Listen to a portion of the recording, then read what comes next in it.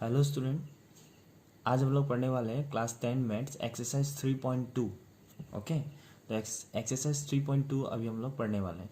यहाँ पे इस एक्सरसाइज में मैंने क्वेश्चन नंबर 1 ऑलरेडी समझा दिया।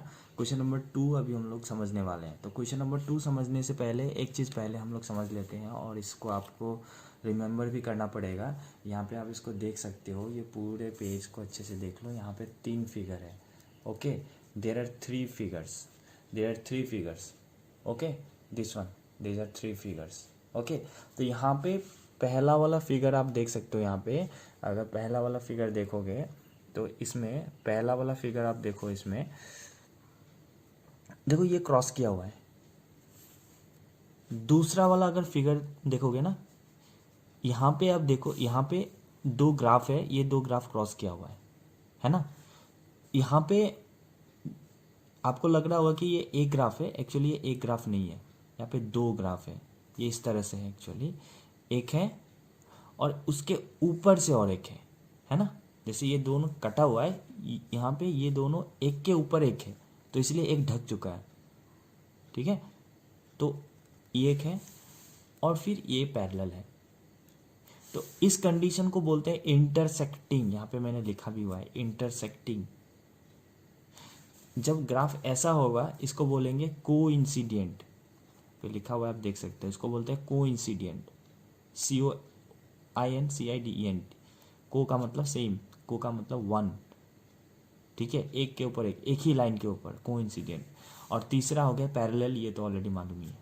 ठीक है, तो यहाँ पे अगर हम लोग चेक करेंगे, इंटरसेक्टिंग जब भी होगा ना, 2 ग्राफ, ये ग्राफ है, ये ग्राफ है, अगर दो लीनियर ग्राफ अगर इंटरसेक्ट होगा किसी एक पॉइंट पे, तो उसका फॉर्मूला ये होगा। ये आपको याद रखना है, A1/A2 not equal to B1/B2। और ये A1 A2 क्या है ये हम लोग पढ़ेंगे आगे, लेकिन आप इतना फिलहाल ध्यान रखो, अगर ये होगा, अगर ग्राफ इस तरह का होगा तो उसका फॉर्मूला ये होगा, A1/A2 not equal to B1/B2, जिसको हम लोग इंटरसेक्टिंग बोलेंगे।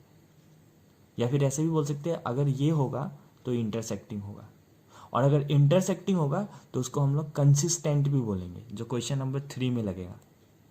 ठीक है, सिमिलरली अगर कोइंसिडेंट हो तो उसके लिए ये फॉर्मूला होगा, A1/A2 equal to B1/B2 equal to C1/C2। तो इसको बोलते हैं कोइंसिडेंट। ठीक है, और इसका भी कंसिस्टेंट आंसर होगा। जिस तरह से आप देख सकते हो, पहला वाला का भी कंसिस्टेंट था, दूसरा वाला का भी कंसिस्टेंट है। तीसरा वाला को अगर चेक करोगे, तीसरा वाला ऐसा है, ये पैरेलल है, और इसका फॉर्मूला ये है, A1/A2 equal to B1/B2 not equal to C1/C2। अगर आप पहला 2 मिलाओगे, अगर जज करोगे, तो पहले में फर्स्ट नंबर पे क्या है कि ये ये पहला वाला पार्ट नॉट इक्वल है, इसमें तीसरा है ही नहीं, C1/C2 है ही नहीं, क्योंकि पहला ही इसमें नॉट इक्वल होकर निकल के आ रहा है। ठीक है, लेकिन दूसरे वाले पे आप चेक करोगे, तो सब इक्वल है। और तीसरे वाले पे अगर थर्ड नंबर जो पैरेलल है उस पर आप चेक करोगे तो पहला इक्वल है, तीसरा नॉट इक्वल है ना। इस तरह से ये आप याद रख सकते हो। जैसे कि आप इसको कैसे याद रखोगे, इसको आप ऐसे याद रख सकते हो कि पहला वाला में पहला नॉट इक्वल, दूसरा वाला में पहला इक्वल, दूसरा भी इक्वल, तीसरा वाला में पहला इक्वल, तीसरा, दूसरा नॉट इक्वल। अब इस तरह से अगर होगा तो उसको पैरेलल बोलेंगे, और इस केस में हम लोग इसको इनकंसिस्टेंस बोलेंगे। देखो एक बात ध्यान रखना, सब में ये 2 में कंसिस्टेंट है, इसमें इनकंसिस्टेंट है, तो ये चीज़ आपको याद रखना है। ठीक है, क्योंकि इसके ऊपर ही हम लोग जो है ना अभी 3.2 का क्वेश्चन नंबर 2 करने वाले हैं। ठीक है, क्वेश्चन नंबर 2 का 1, जैसे कि आप देख सकते हो क्वेश्चन में ये है आपका, On comparing the ratio A1, A2, B1, B2, C1, C2, find out whether the line represent the following pair of linear equation intersect, parallel और coincident। यही जो मैंने आपको ये ग्राफ में जो बताया था, यही इंटरसेक्ट, कोइंसिडेंट और पैरेलल क्या होगा, ये आपको ये ग्राफ देख के बताना है। ठीक है, तो यहाँ पे ऐसे करते हैं। अच्छा, ये A1, ये जो दिख रहा है ना आपको, A1, A2, B1, B2, C1, C2 क्या है, ये इस तरह से है। जैसे आप लीनियर इक्वेशन का देख सकते हो, A1x B1y plus C equal to 0, इस तरह से। और A2 x plus B2 y plus c, ये C1 और ये C2 इक्वल टू 0, ये है। तो x के साथ जो होगा वो A1 होगा, y के साथ जो होगा वो B1 होगा और सिंगल वाला C1 होगा। ठीक है, अभी इसी को अगर हम अपने इक्वेशन में कंपेयर करें जो x क्वेश्चन नंबर 2 का 1 वाला है, ठीक है, यहाँ पे अगर आप इसको कंपेयर करोगे तो क्या होगा, x के साथ जो है वो A1 होगा, y के साथ जो है वो B1 होगा।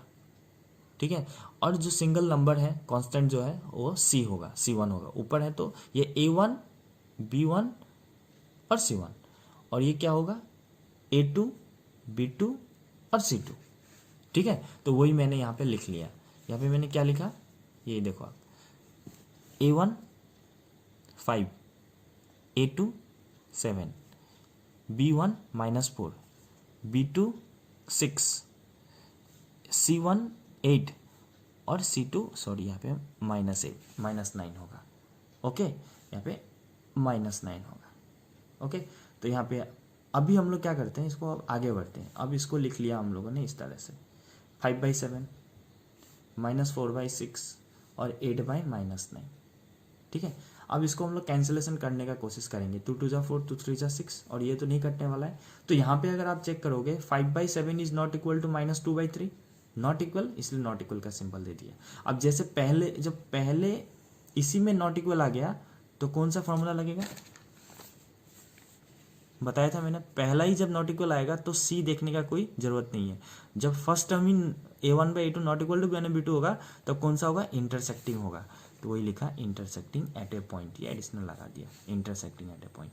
तो इसका आंसर क्या होगा, इसका आंसर पूरे अगर क्वेश्चन को हम लोग देखें तो इसका आंसर क्या होगा, intersecting at A point. Okay, exercise 3.2 question number 2 का 2 ये है। देखो आप क्वेश्चन देख सकते हो, ये दूसरा वाला ये है 9x + 3y + 12 = 0, लाइक दैट। ये देखो मैंने क्वेश्चन यहाँ पे लिख के रखा है 9x + 3y + 12 = 0, और यहाँ पे 18x + 6y। तो यहाँ पे x के साथ जो है वो A1 होगा, ये B1 होगा, ये C1 होगा, ये आपका A2 होगा, ये B2 होगा, ये C2 होगा। तो यहाँ पे मैंने लिख लिया। देखो A1 9 है तो ये A1 के साथ, A2 18 है, देखो B1 3 है, B2 6 है, C1 12 है और C2 24 है। तो इसको मैंने 9/18 लिखा, 3/6 लिखा, 12/24 लिखा, इसको मैंने कट किया।